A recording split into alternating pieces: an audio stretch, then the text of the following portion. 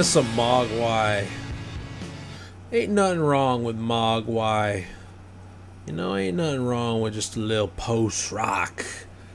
Little post-rock here and there. I was just discussing with a student, actually, about how it's okay for when you find a sound that you cultivated yourself, you know, to not really feel the need with a project, specifically in bands, to go past that sound. You know, it's how you can become a legacy act, you know. Mogwai has been doing this shit over 30 years, and I don't see them reinventing themselves with every record, and that's okay, you know.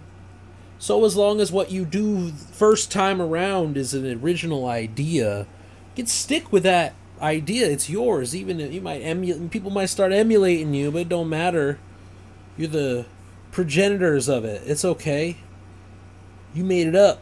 Stick to it. Nothing wrong with little post rock. Hope everybody's doing well. This is our final Monday night edition of Group Critique Fight Club for the foreseeable future. We're switching things up. Some things are shifting. Some things are changing. Not announcing anything yet. But for now, just letting you know, Sunday afternoons on the Patreon are still happening for subscribers for $5 a month. That too will also be subject to change. So if you want to get grandfathered into what comes next, patreon.com/Parrotsky, where Sunday night editions will be or Sunday afternoon editions every week will be continuing at 3 p.m. Eastern, as well as our monthly project series. That will be shifted to subscribers. In general, it's been a pleasure having you here on Monday evenings. It's not goodbye. It's just a quick break for different reasons, including I'm just going to be away for part of... we all deserve a little break. So Mondays we'll be taking a little break. But things are happening. Things are changing. Things are shifting. And so I will leave it at that for now. But we got ourselves a little lineup of folks presenting today to play us out this fine Monday evening at the end of July to finish out our July playlist here.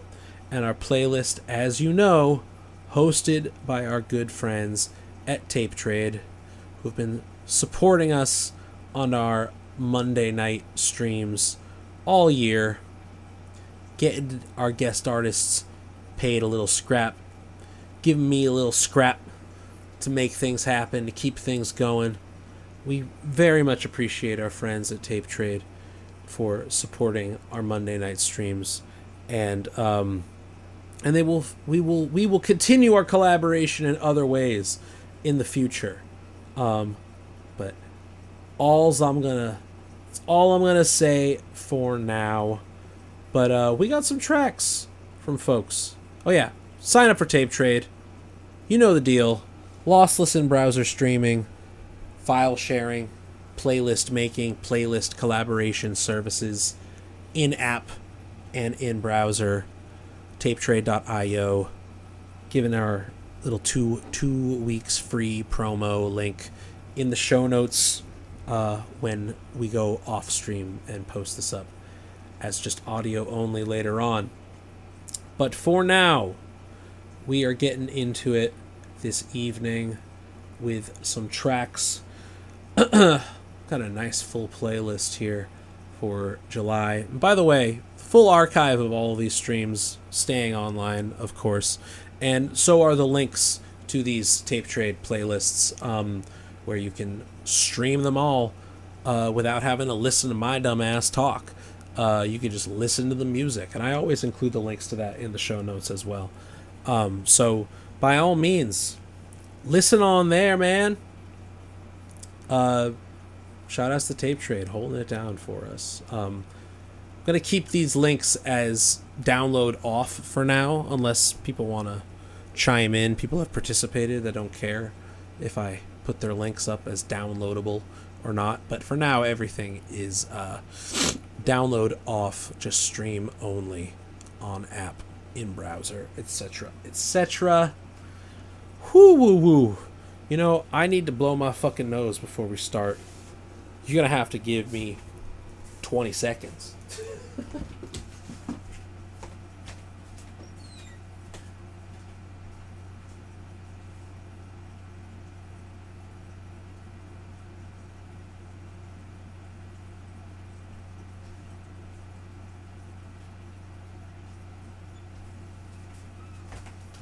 Oh boy. We let that audio rock. Where my headphones go? Bo. We back. You can listen to me blow my nose through the microphone here. Oh yeah. Gotta get right before we listen to your tunes, you know? Can't be having no sniveling going on. It's just year-round allergy season for this dude. What do we got first? We got a track from a new participant, Poverty Fetish. They submitted it last week, but we were doing our presentations with Joseph Allred, so we didn't get to present it. But we are doing that today. We are presenting it today, Poverty Fetish, with the track Bass Mix 2. Let's go.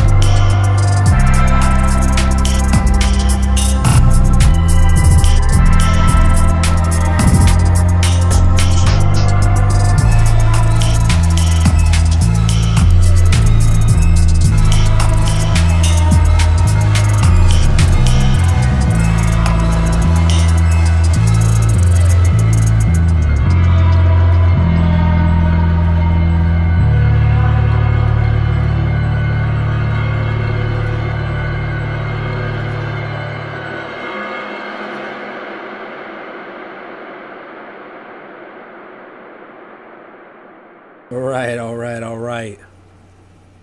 Good stuff. Good first submission from Poverty Fetish. Hopefully of many more. I mean, I'm loving this as the instrumental sort of beat oriented work you got going so far here. Loving the skronking, whatever that was. Whoever that was, Evan Parker or something playing at the beginning, leading into this, you know, kind of throwing us a curveball there. It also just kind of feels like every 16 to 32 bars or whatever, it shifts the sort of like framework of the sample origin shifts. There's just a different sort of like point of repetition, and it's the bass that is really tying us in. There's different drum patterns and different sample patterns every zone, but it's the bass, this whatever bass synth kind of like really playing licks here, like really actually playing a part, not just holding down root notes or whatever, but like really expressing themselves. If you're playing that with a synth or if you're programming that, I'm curious about that. But very strong stuff. I feel like the one thing that we should be using in bringing this up all the time, party people, melody. Like, you're creating here more than just a beat. This is a song. You know, it's 2.5 minutes long. You're going through these really nice, lush harmonies through your chord progressions and, you know, sophisticated bass line. You know, really holding down some licks in the low end here. But, like, why not have something riding on top of this, countering both the chords and the bass with something hook oriented? It could stay fully instrumental. It could be a lead synth or something, or a sample based melody of sorts that's chopped up. But I feel like that could be like it could be, yeah, like there are some instruments going on here. I really enjoy the pads, and I really do enjoy the mono synth and the bass, but yeah, empty stage, what Breath Play is saying here. It's like we're setting the stage for our lead instrument and we don't have it yet. Yeah, I think that would be a start. Breath Play saying, I heard you going for it a little with that one mono synth patch, but I'd like it a little more in the foreground. Yeah, like I was hearing some parts and I was, again, common thing, like hearing that as like a counter melody to a main melody that doesn't exist yet, you know? And I don't know, like there's something psychological that we're, in my pedagogical research that is Group Critique Fight Club, seeing how people write tracks differs from person to person, obviously, like style to style. But I'm really noticing a lot of folks, especially the in the box producers of sorts of electronic music, is that like a little melody averse. Like, I don't know if it's a self-taught thing. I don't know if it's a fear of like being vulnerable and doing something real, like melodic, real emotive in one way or the other. But this is something that has come up before, and I'm curious the origins of this. For folks that are self-taught or doing this completely DIY and writing stuff from scratch, how do you write music? Where does melody come into play for you, especially in your electronic stuff? Let us know, because it seems to be difficult for some people, and it's understandable because it's really the bright, shiny thing, dead center, up close and personal, and to the foreground in your mix and in your arrangements and everything. It's the leader, it's the front man, even if it's not a person, even if it's totally instrumental, and it's just a part. It is the main thing, and that is oftentimes the thing that we take away first and foremost as listeners, as like the hook, the earworm, the thing that sticks with us and makes it get stuck in our head and makes us want to listen again.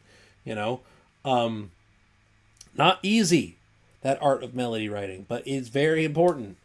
And what you got here is a song that it's more than a beat. It's a song, and it's deserving of a full arrangement with melody, as well as the wonderful harmonies and bass and rhythm section that you got here. Breathplay writes, it seems like there's a very heavy focus on sound for the DAW tinkerers, and so much of the culture around it encourages that, and no shade to Poverty Fetish, encourages shortcuts. Interesting, yeah. Yeah, I mean, this is the double-edged sword of the democratization of music technology. In this essay, I will, you know? You do not need to go to 7 years of higher education conservatory like I did to learn about composition and audio engineering and production. You do not need to do that for sure.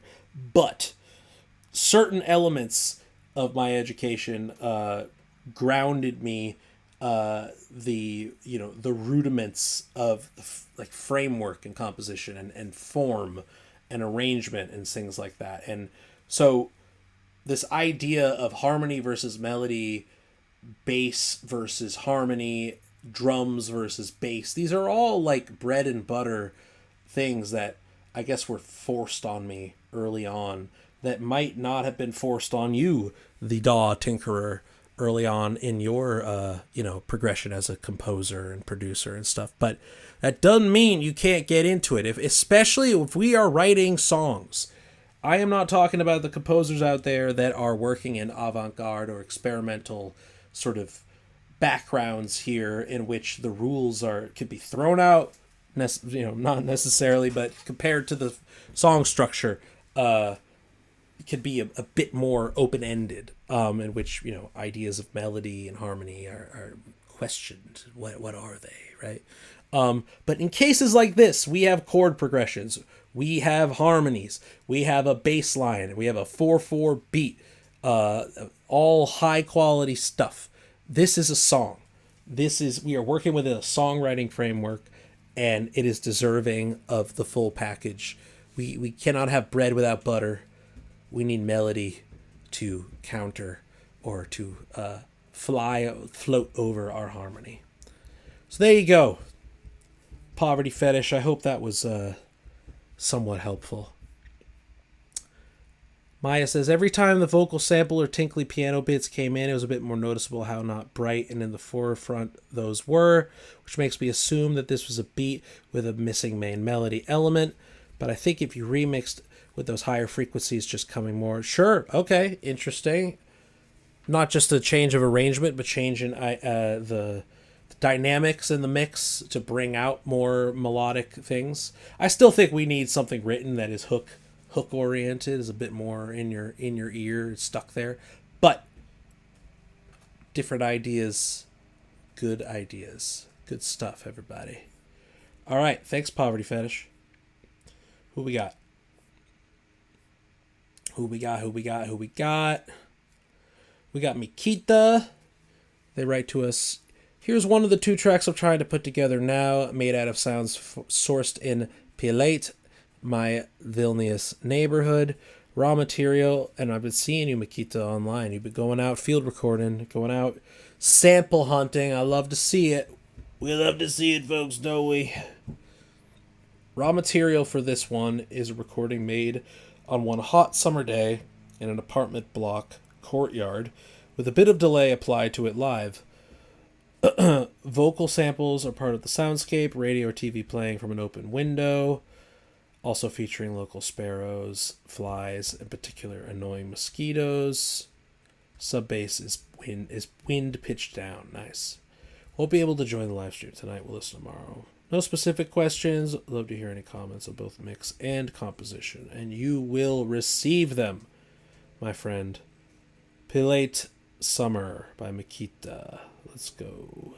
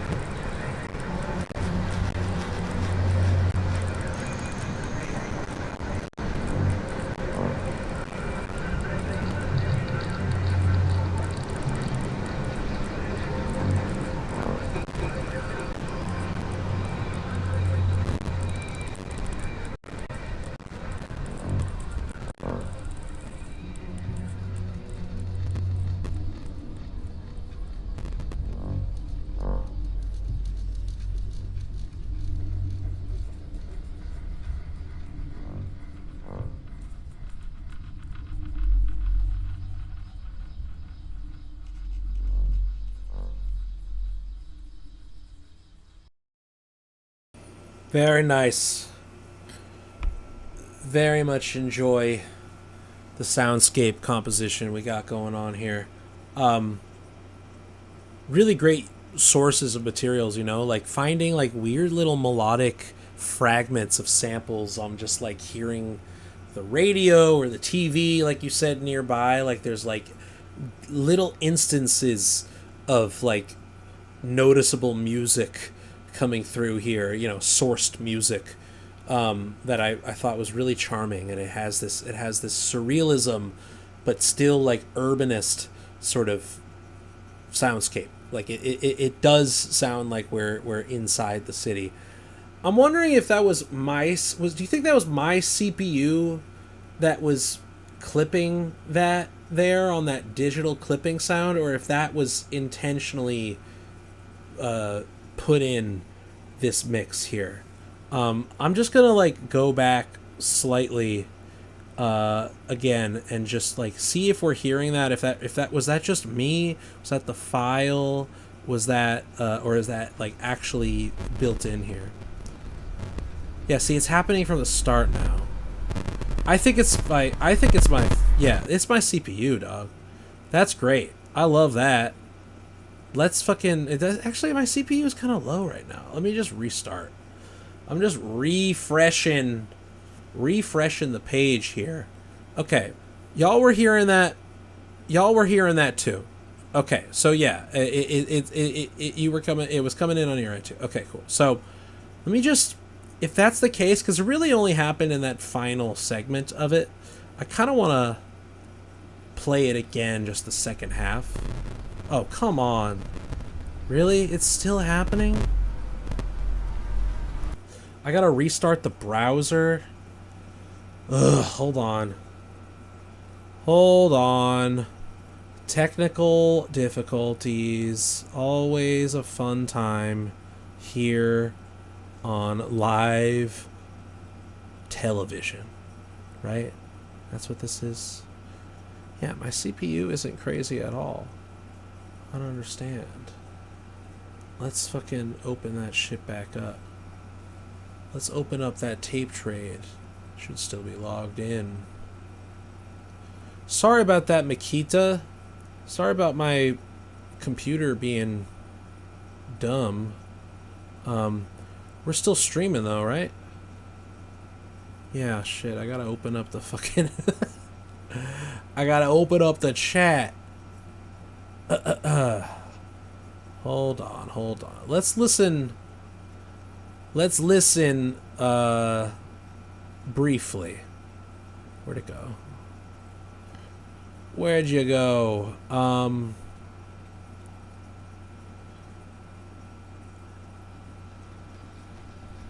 Yeah, clean. Let's listen to the second half of this again.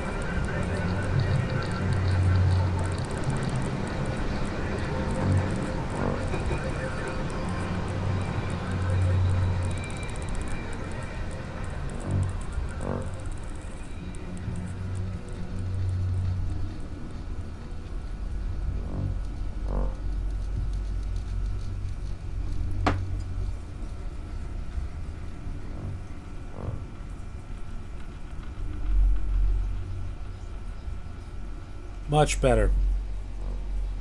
Damn it, I kept my mic on the entire time doing that. Hopefully you couldn't hear too much of my air conditioner over that, but I'm sorry, Bakita. Really lovely stuff, though. I'm glad I was able to hear all of that yeah, Breathplay was saying it's a pretty high bit rate on that file. It might just be your exporting settings for that. It might just be a bit chonky when I'm running all these things and live streaming all at the same time on my shitty computer. This was giving me Anti-Dawn vibes. Burial's Anti-Dawn, which is the literal ambient music record he made, in which it very much felt like an open world video game map of an urban environment that he's just walking through. And this very much had that sort of characteristic to it, where it was weird. This surreal, semi-psychedelic experience of walking through a city. You know, it was giving me that, which was, I think, really, really lovely here. It's as if we had like EMF like filters on our ears walking through, and all these like buzzing and different like rah, rah, you know, like sort of squelching that we're hearing beneath the surface, in a way of it's more than just what meets the eye of your neighborhood, but sort of the surreal sounds beneath it all and what you're getting out of it through your compositional process. But at the same time, it's like one map, you know, as a 4-minute piece.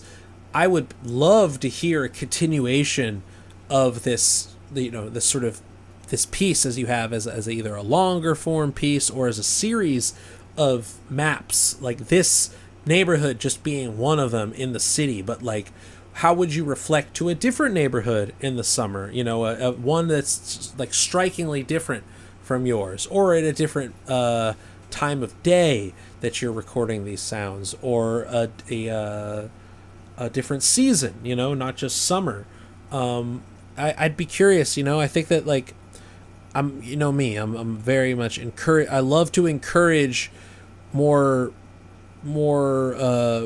let's say like electronic music and like electronic dance music and songwriting types to take the soundscape pledge, you know, to take the field recording pill a little bit, and to start thinking about composition beyond strictly instrumental, straightforwardly musical and melodic sounds, but how can we create not only space but potentially narrative through these quite literal sort of sounds of specific spaces and moving through them and stuff. And so this is the type of thing where the field recording, it doesn't need to be for the sake of ecology. It doesn't need to be for the sake of just capturing your environment that you're in without having any interaction with it, or just like staying true to the raw sound and not processing it. Like, this is art. You're artists first and foremost, not scientists here. You know, use this use your full aesthetic and creative capabilities here, and just treat this like any other sample in the first and foremost way, like whether it be a melodic, harmonic, or rhythmic sample. But better yet, start thinking about the soundscape and the way that these spaces sound as musical in and of themselves when you're out there, and you'll start to write music differently, as if you want to evoke the experience of sort of going through a space like this, maybe in a surreal or psychedelic way this time around. But there's so many different ways to do that. You know, Annie Lockwood, she just creates a trajectory, a sort of assembly line of raw field recordings that are just overlapping on top of each other like a nature documentary of sorts. But that's her art aesthetic doing that with her sound map works, you know. But that doesn't mean you have to keep it raw like that. You can absolutely process to your heart's content. So I would love to hear more of this as a series, Mikita. I think that would be really cool. Create sort of surreal sound map series. Really good stuff. All right. Thank you, thank you. What do we got? What do we got? What do we got? We got a track from Breath Play, an experiment in Record Box Drone. I dropped the BPM of my previously submitted track, Pray in Secret, to 30 in Ableton, bounced the result and double-decked it using pitch controls to create a harmonic interest, dub delay for blur, and a focus on slow EQ movement. Not sure if it works. Do more takes, mess with it in post, try different material. First 5 minutes is fine. That will get us through the first two big swells. All right. Loving this description here. Very love the process already. Let's go.